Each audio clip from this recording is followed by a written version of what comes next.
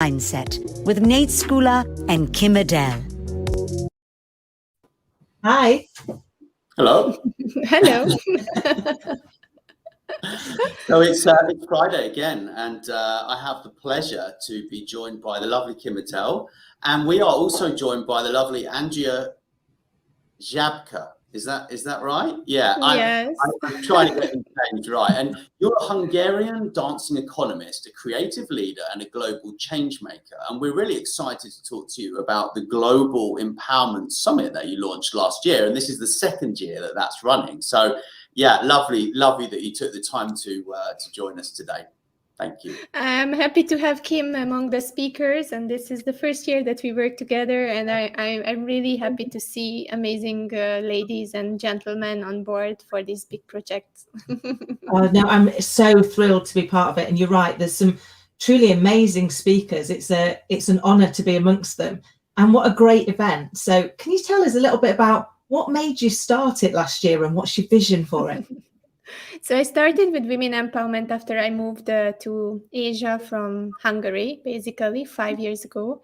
And let's just say that the role of the women here is a little bit different than in Hungary. So I was struggling a little bit the first few years to understand why is it like this, why the men are not answering me if I'm asking the question, but looking at my husband and talking to him.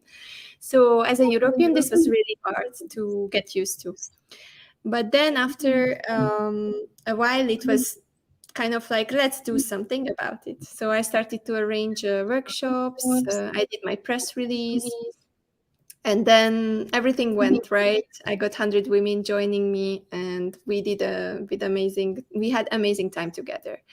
But then the situation happened, what happened in 2020. And basically, I got stranded out of Malaysia. And when I got stranded out of Malaysia, I was super inspired. You have to imagine I am a dancer also since I was 6. That's why the dancing economist. So I wanted to go to Argentina to dance Argentine tango. But because of COVID, I could never get in, and they literally deported us to Brazil. So I spent like 4.5 months out of Malaysia, in Brazil, and in Amsterdam, in Holland. And this time was the most inspiring time of my year, my life, I would say, since I was like, I was super tuned in on myself and what I want to do, and I got the time that I always wanted. But in the meantime, a lot of people came to me and were asking, like, Andrea, I'm so desperate, right? So how could we deal with this problem? So I cannot do anything on my own. I cannot really do anything about myself. I'm bored. I want to do something. And I was like, okay, that means not everyone is dealing with the problem the same way. Yeah. Right. It's true though, isn't it? We all respond slightly differently. And I think, some people, and it sounds like you're one of them, some people focus on what are the things I can do, and let me do those parts, and other people focus on what they can't do, and then they just get more stuck, don't they? They almost get dragged into that being a victim. Everything's out of my control. I can't do anything to move myself forward. Whereas it sounds like you're always looking at okay, well, this has happened. What can I do about it? How can I help? How can I give back and serve? Yes, always the bright side. It's my Slovakian heritage. I really couldn't check out, because for Hungarian, they always say we complain a lot. So I don't really feel that I'm like, from this perspective, I'm Hungarian. Classic. I love it. But it's true, isn't it? We were saying it only the other week. There's that old saying in the UK, that the glass is either half empty or half full, and it's like, we're missing the point. It's a glass. It's like we can fill it up. It's like, if it's not where we want it to be, we can do something about it. But we've just got to focus on that, haven't we? And say, what is it I really want? And then how do I move myself from where I am to where I want to be? And keep taking those steps, isn't it? Exactly. So with this empowerment summit, right? Like, what drove you? Was it kind of people just approaching you saying, I've got this problem, can you help me? Like, why did you do it? What was the real changing, the turning point that sort of happened to you when you decided? That's a very good question, because that has two sides. On the first side, I always wanted to, I was living in Malaysia already for a while, and I did a lot of things for the people here. I really got into the community. I was really mingling and networking with everyone, but I didn't really feel that my credibility went up, or I could just, do something, because I'm a woman here. So it was really hard to be someone here. And I was like, no, I will show them. I will just prove them that, yeah, I am a one woman show now, but this has two things. First, I can show that the woman is capable of this. Second, I can empower other women and other people that you just need your camera, your laptop, your mic, internet connection, and you can bring 108 people together. And this year, 200 people together. You don't even need that much money, right? Because I don't get so much sponsorship. Last year, I was lucky because we got the MyTech in Malaysia, which is an exhibition center. So it was a hybrid summit, and they were super nice. And we got an agreement, and it was an amazing summit there. And this year, I got a little sponsorship from one of my speakers, and I'm really happy. This is kind of like the first real sponsorship coming in. So that all shows that it's possible. I mean, you really don't need anything. You need commitment. It's 24/7 work. You are the marketing person, the secretary, the customer manager, the administrator, and so and so. But it gives back so much, because when I see it unfold, you see what we bring, like 6 weeks of value of workshops and interviews. Then you are, all right, I give this to the people, so they cannot say anymore, I cannot do it. They cannot collect so many how you say this, excuses, right? Because it's there. They just have to take it.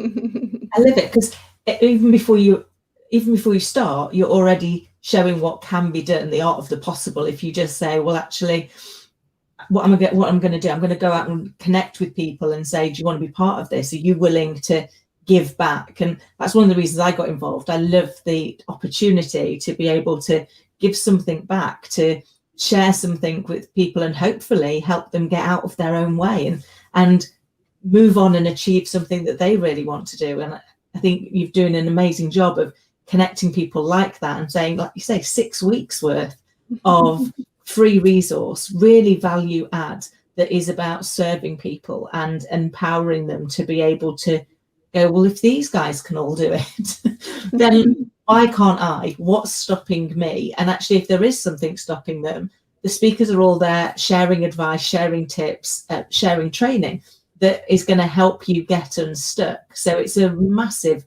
value add for people, isn't it?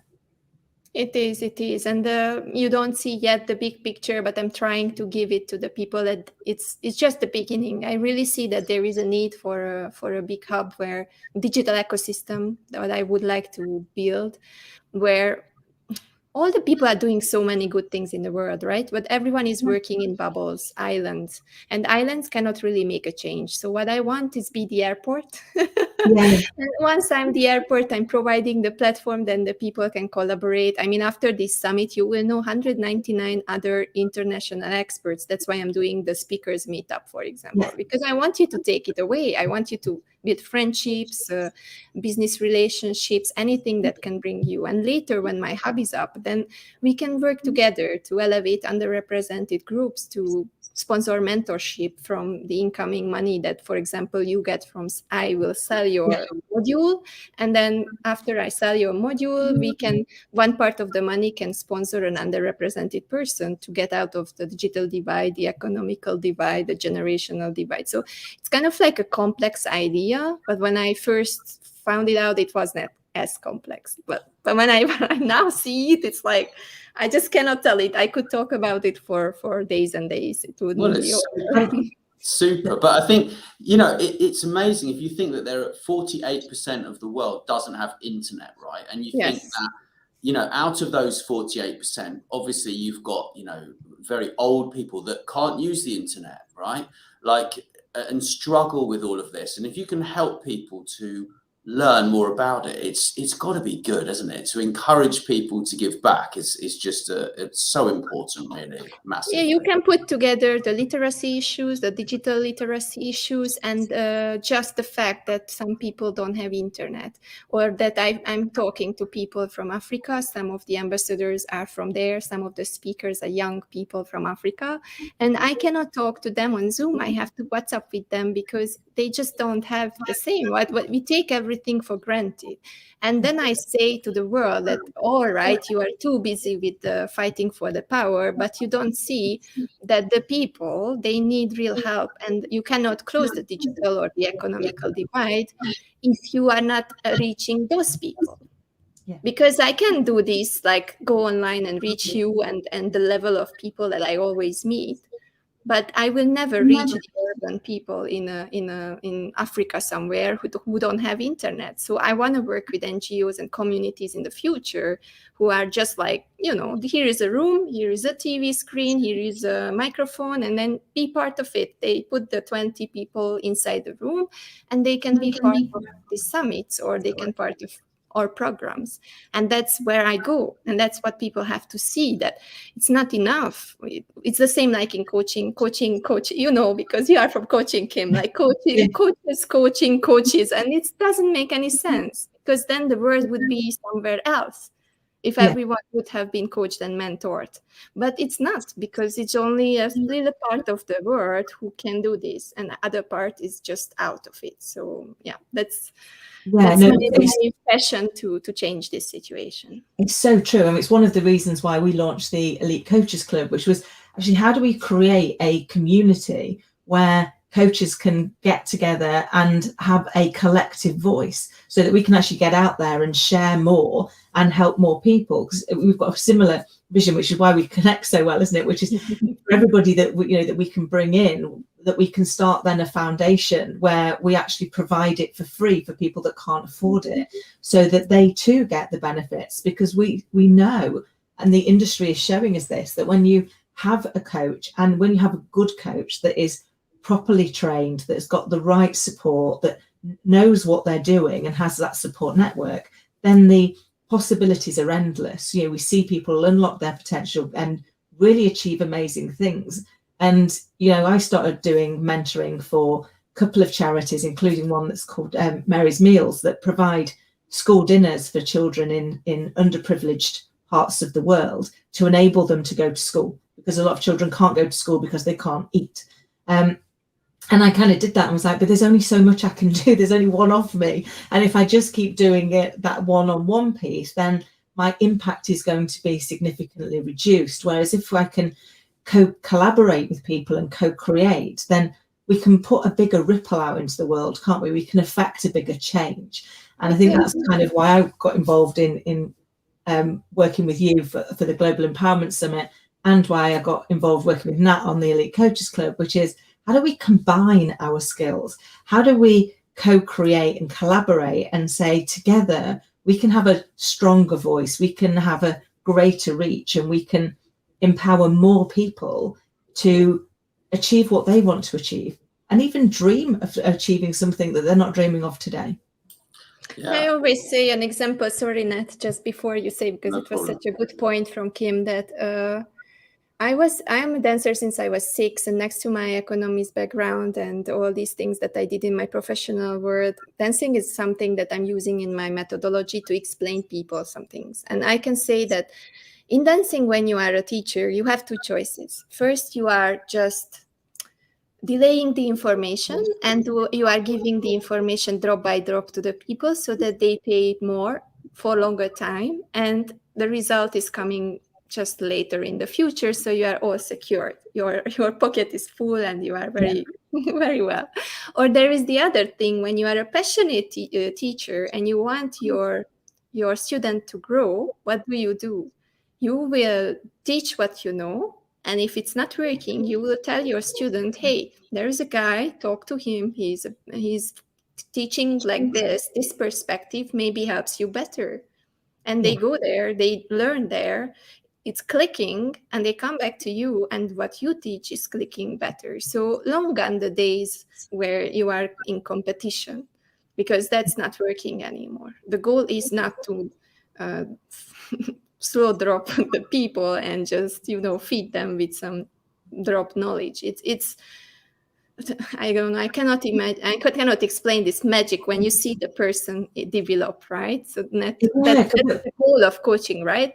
But it's why you do it, isn't it? People just stopping this process because they are afraid of competition. They are afraid of. It's greed. It's greed that we're talking about. Yeah, it can be greed too. Yeah. It's a lack mentality, right? It's like, oh, look what they've got over there. I can't have that, or I want that, and they always think about the money, right? But it's not about the money. It's about changing people's lives, right? Yeah.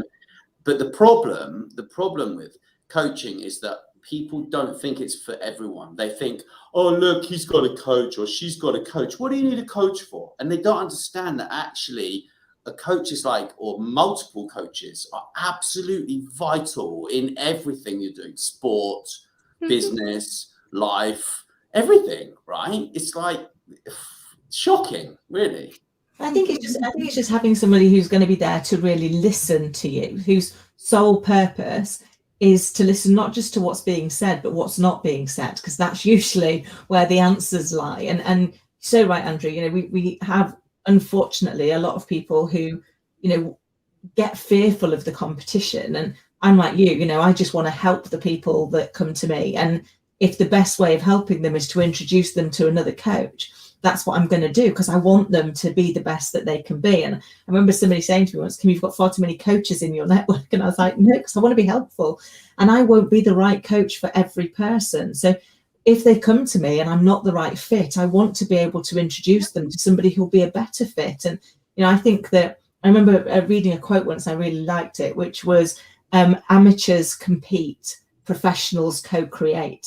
And I love that. It's actually, if you stop being fearful and just go, I know I can add value, and I add the best value when I'm honest. And I can say, for you, I'm right. For you, I'm not. It's not clicking. It's not, to your point, in the dancing. And I love that. It reminds me of many years ago, somebody explaining this to me when we were talking about how to have a conversation with somebody, and they called it dancing with customers. And they were talking about the fact that when you start chatting to somebody, think about your dance style and think about their dance style. So I'm, I talk very fast. I'm probably a little bit more of a tango. If I'm talking to somebody who's a waltz, that's going to be a really uncomfortable conversation, because imagine that as a dance. So I need to tone myself down and let them lead it more, so that it becomes more fluid. And I think using things like dancing to be able to articulate what we're doing and how we're doing is an amazing skill, because you can't help but visualize it, can you? The minute somebody starts talking about a dance, you can't help but go, oh yeah, I get that. I've got that in my head. Exactly. And now layer in this dance, you're like, oh, okay, I'm not sure how that's going to work. Sorry, I've got a delivery. I'll be 1 minute. Got the joys of being live.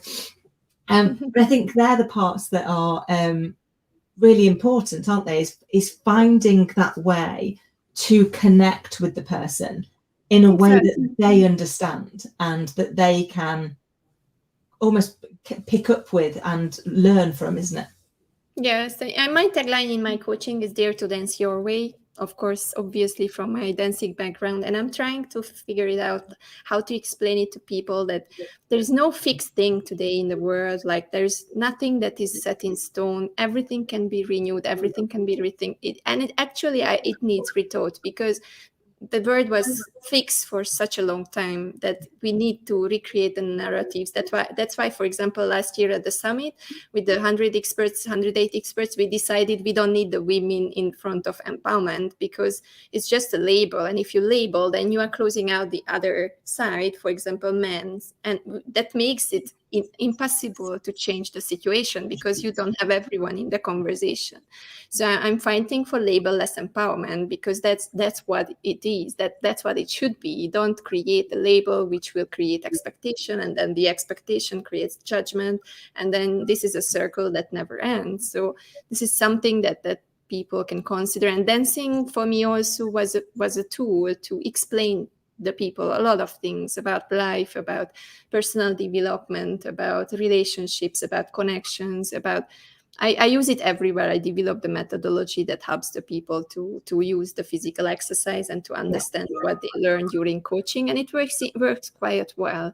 And people are hungry. What we were talking about, that why do we have so many coaches and why there are so many people doing coaching? It's because of that. We are getting more and more isolated, although we are connected, because we are not connected face to face. We are connected online. We think that we have so many friends, but we never do the same like what our ancestors did, like coming together and doing work together in a big room and sharing experiences and asking the wiser or older person to help us with our problem, because it becomes a problem for a young kid to ask an opinion or something, because they cannot emotionally communicate.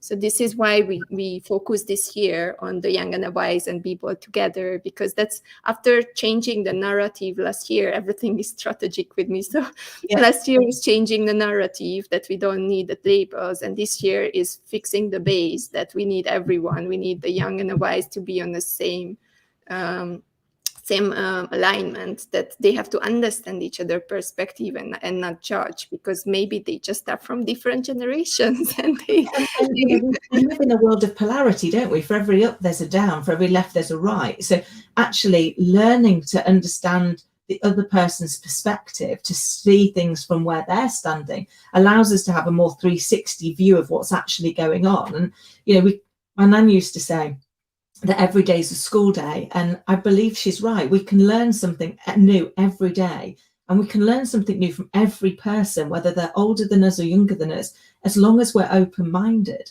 And I think, I love that it's such an inclusive summit that is really about saying, actually, do you know what? At our base, we want to be listened to, we want to be understood, and we want to be respected. We all are the same. If you cut me, I bleed. If I cut you, you'd bleed. I'm not going to cut anybody, clearly. But it's kind of recognizing that we're actually all the same underneath. We're both all the same and all very, very different, because every one of us is as unique as our fingerprint. And once we realize that we're all here to tell a story, and we just want to listen to each other's stories and be heard, then what an amazing world to be part of. And I love that you're championing doing that, and I'm really privileged to be part of it. Thanks, guys. Sorry to just disappear. I placed an order a couple of days back, and I just knew that it was going to be like, I'm going to be that guy. Do you know what I mean? Who has the delivery? Everyone's done it, right? It happens all the time, but I think we're used to it now, aren't we? Don't mention, last week I was already pre-recording some of the videos from the people who are from the US or they cannot make it live. And every single time I went to push the recording button, we were in a quarantine hotel and they delivered the food and they pushed the bell. So most of the videos you will know that it's pre-recorded because there is a bell ringing in the background. It's always the case, isn't it? But I do think the pandemic and the lockdown has taught us all to be a bit more appreciative and a bit more accepting. I've got a 4-year-old. She's at school now, but obviously she wasn't at school for the last year. And before, you'd be awful if you were doing an interview or something, or you were doing work, and all of a sudden, she comes in fully dressed as Elsa. She's got the tiara on and everything because she wants to wave at whoever's on. But people got really, really accepting of it. And in fact, now people are like, oh, we quite miss her. We quite loved the fact she'd meander in and start negotiating with you in the middle of a meeting. You're like, please don't negotiate right now. I really need you to just go and do mummy a painting and not rearrange. But I ended up getting really comfortable with doing interviews like this whilst behind me she was rearranging the bookshelf, which just meant more work later on. But you were like, do you know what? You're happy, I'm happy. Let's just go with it. So I think one of the beauties, we've got, to your point, Andrea, we've got to find the positives in every situation. I think one of the beauties is it's made the world a smaller place because we are connecting with more people. We are opening our horizons and saying, do you know what? Actually, it doesn't just have to be where can I travel to today, because I can connect with anybody. And be appreciative of that, because back to your earlier point, Nat, 48% of the world don't have the ability to connect like this. So acknowledge it, appreciate it, and take moments to appreciate all the things that we used to take for granted. I used to take for granted that I could go and see my family whenever I wanted to. And now, actually, I appreciate them all the more. I thought I always did appreciate them, but it's really made me be present in every moment and go, actually, do you know what? I've got family time. I'm going to switch my phone off. The world's not going to end if I don't respond to that email until Scarlett's gone to bed and I'm just with her. But the impact that I can hopefully have on her and her life by being present, by being with her in that moment, is going to be far greater than anything I'm going to get by spending all of my time on this. I think it's taught us that balance, hasn't it? You said Scarlett, right? The name? Yeah. I love it. That was my favorite movie or ever. Oh, I watched it 100 times.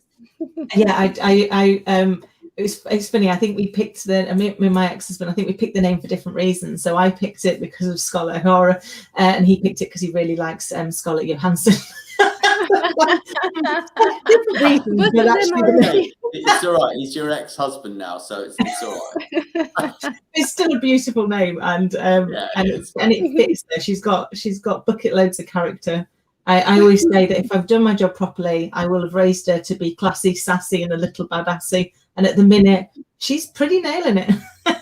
Yeah, she is. There's no doubt about that. So, Andrea, what's your vision then for the Global Empowerment Summit? Like, in 5 years' time, where do you want that to be?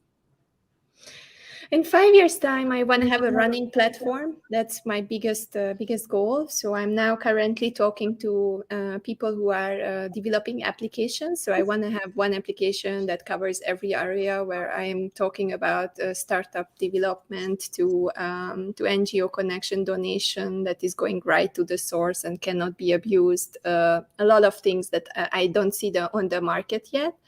And I want to make very complex, but I'm also thinking to use the things that are available for people most of the time and not make it too difficult. So I want to keep the simplicity in the usage, but I want to keep the complexity in the offering what I give, because I want it to be the one place for trusted sources, for trusted experts, trusted NGOs, downloadable documents that really have real information that are valuable, and so on. So collaborations, affiliations, job opportunities. I could go on and on and on. Mm-hmm. But for now, next year, we will have sustainability. I know it already, because that's something that is coming after, building up the people. That's an environment which we need. So if we don't spread the awareness about it, then there will not be any environment soon where we can exist. So it's kind of like my other big thing. And then later we will niche into families and relationships and how to build them up. And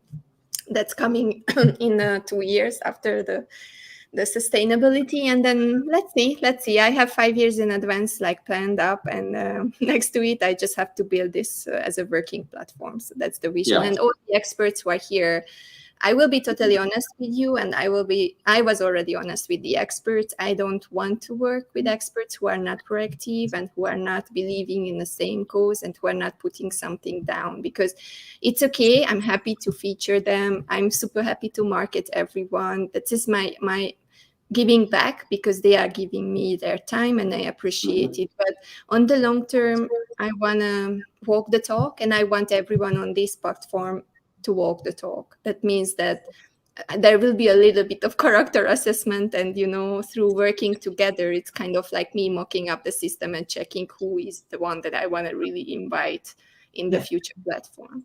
Right. And then you're going to go on to change the world with this, right? I mean, that's my what dream. You want. That's what I was really asking you, but you didn't say that, right? I believe what we build together. That I like to imagine myself like the igniter, because I was really good always with strategizing and planning and bringing people together and encouraging people to do new things.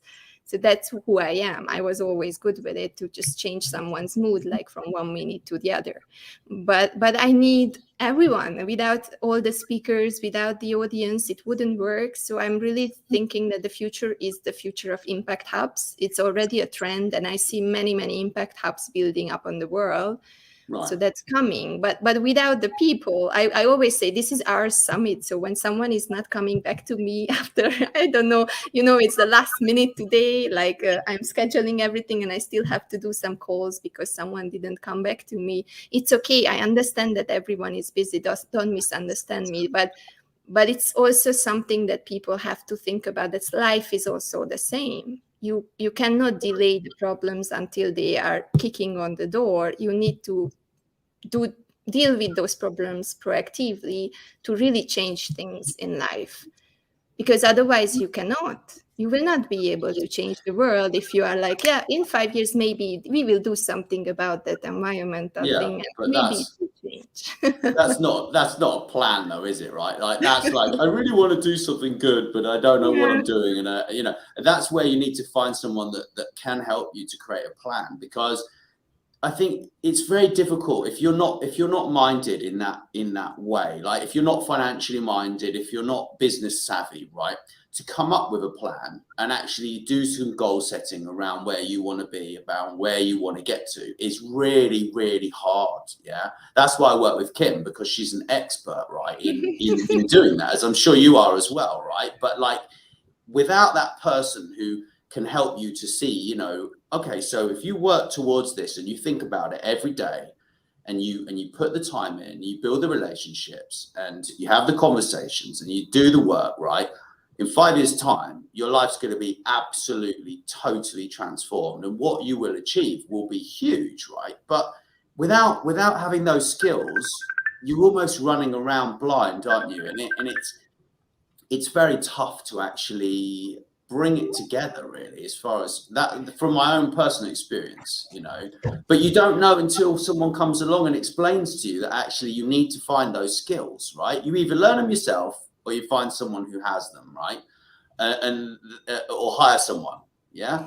So Nat, I will be honest with you here too. So coaches are amazing. Trainers are amazing. I have been a dance trainer for a long time. I did a lot of coaching, even in lean management or whatever. I was working with multinational companies.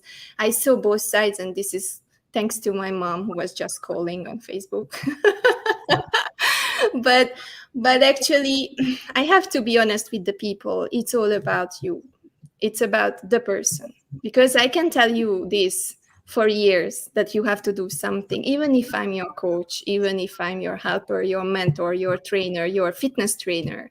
But if you are not ready to change, if you don't set your mind, that I always tell that people, okay, think about your life and think about what would it look like if you would do what you need to do, and how does it look like if you don't do it?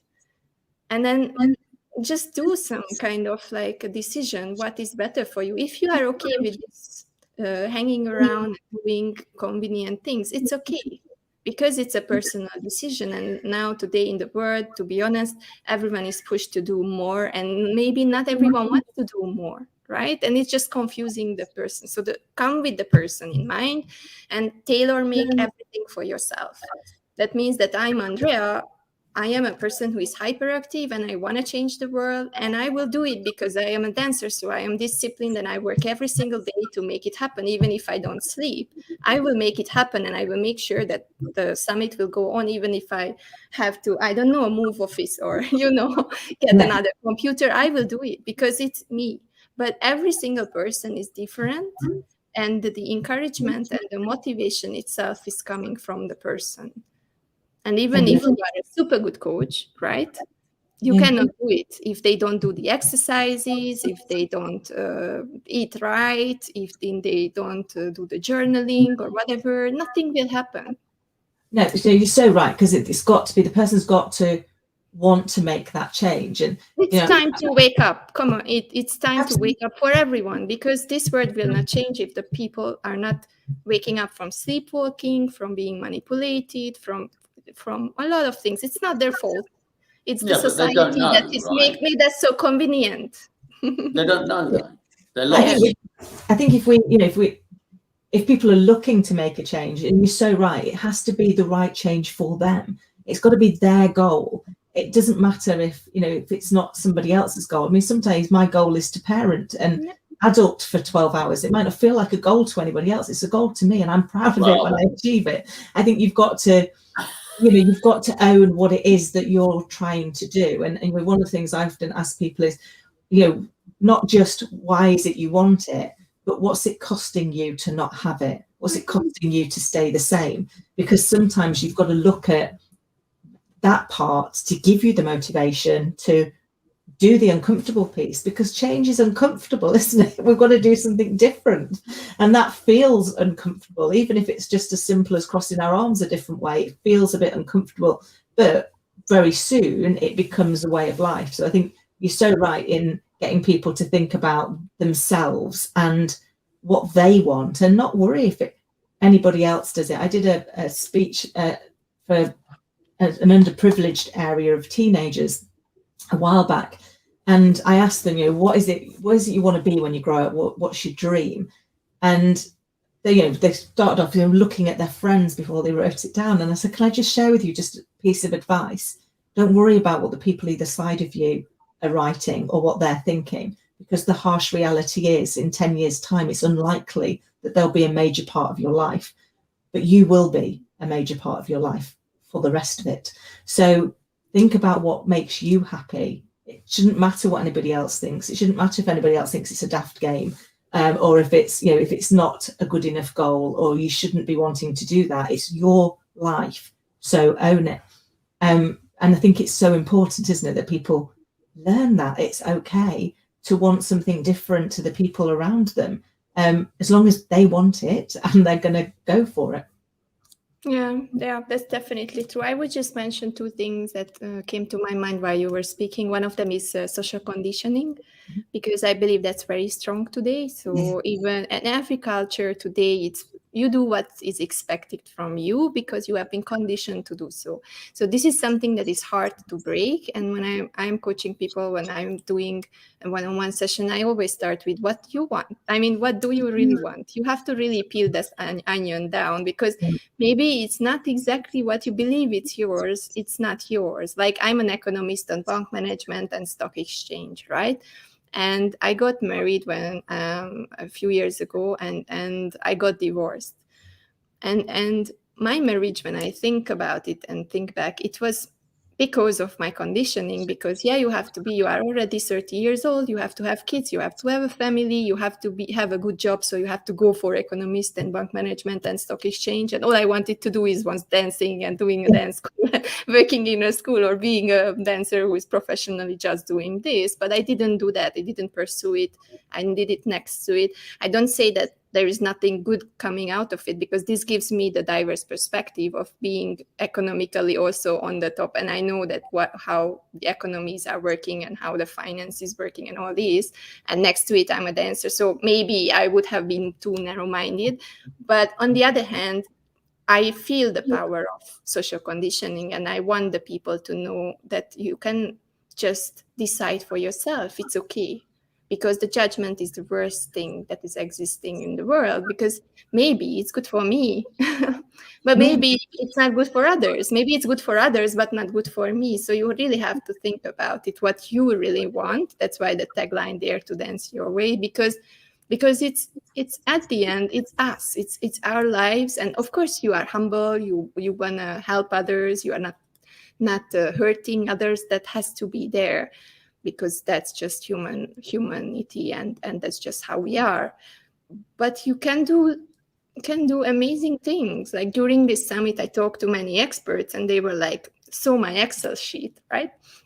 And I was explaining, these are the 30-minute slots. You can take any of them, and then we figure what we do. And then they, but that's just 30 minutes. I cannot change that. And I'm like, well, I'm the boss. I can change. If you have an idea, you tell me, and then we do it. So some experts will do sharing, some experts will do presentations, some experts will have interviews with each other, and I don't mind, because this diversity is just enriching what I give to the other people, right? So don't be afraid to change up things.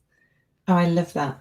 It's so true, because actually the only way we can embrace a diverse world is to be diverse. Yes. To say, actually, dance your own way, be the person that, like, gets up to the music and starts dancing, that everybody starts off going, what are they doing?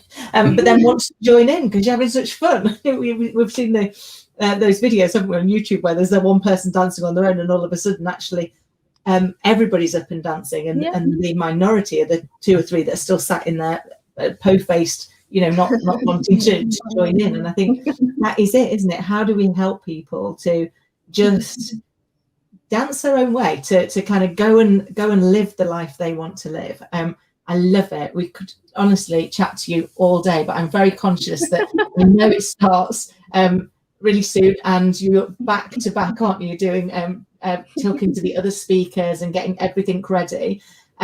So it's been an absolute delight. Thank you so much for giving us so much of your time, and for starting such an amazing thing with the Empowerment Summit. And I love that we're removing the label and just making it about empowerment for all.